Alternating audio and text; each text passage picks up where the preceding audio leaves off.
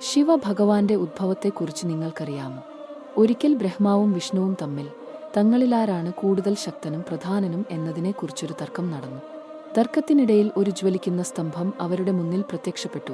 സ്തംഭം കണ്ട് അത്ഭുതപ്പെട്ട ഇരുവരും തൽക്ഷണം അവിടെ വന്നിറങ്ങിയ ഈ മൂന്നാമത്തെ അസ്തിത്വം ആരായിരിക്കും എന്ന് ചിന്തിച്ചു. സ്തംഭത്തിന്റെ തുടക്കവും അവസാനവും കണ്ടെത്താൻ അവർ തീരുമാനിച്ചു. ബ്രഹ്മാവ് ഒരു ഹംസമായി രൂപാന്തരപ്പെട്ട് സ്തംഭത്തിന്റെ മുകൾ ഭാഗം കണ്ടെത്താൻ മുകളിലേക്ക് പറന്നു. എന്നാൽ വിഷ്ണു വരാഹ അവതാരമെടുത്ത് സ്തംഭത്തിന്റെ അടിഭാഗം കണ്ടെത്താൻ താഴേക്ക് പോയി. ഇരുവർക്കും സ്തംഭത്തിന്റെ മേൽഭാഗവും കീഴ്ഭാഗവും കണ്ടെത്താൻ കഴിഞ്ഞില്ല. ഇരുവരും പരാജയപ്പെട്ട് തങ്ങളുടെ യഥാസ്ഥാനങ്ങളിൽ എത്തിച്ചേർന്നു. എന്നാൽ പരാജയം സമ്മതിക്കാൻ ആഗ്രഹിക്കാത്ത ബ്രഹ്മാവ് താൻ സ്തംഭത്തിന്റെ മുകൾ ഭാഗം കണ്ടെത്തിയതായി അവകാശപ്പെട്ടു. ഇത് ശിവനെ വളരെ അധികം പ്രകോപിപ്പിച്ചു.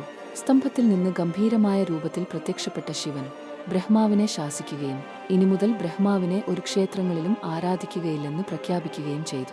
അങ്ങനെ അവർക്ക് മനസ്സിലായി തങ്ങളെക്കാൾ വലിയ ശക്തിയാണ് ശിവനെന്ന്.